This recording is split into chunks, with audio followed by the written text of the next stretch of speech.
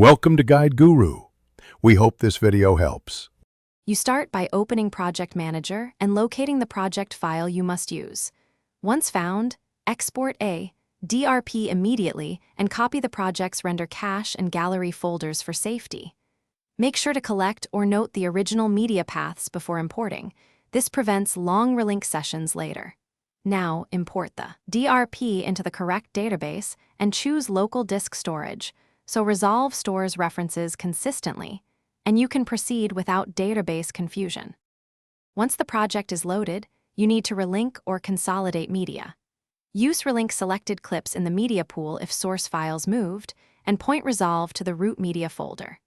Then run media management to copy only used media into a single archive location.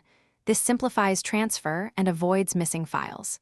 If performance is slow, generate optimized media or proxies. This speeds editing and color work. Make sure timeline settings remain unchanged when consolidating to preserve edits. To finish, export a project archive that includes media, LUT, and cache so the project travels intact.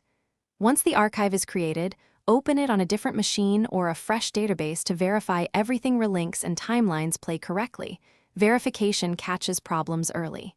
Then store one master DRP and a separate media archive on different drives for redundancy.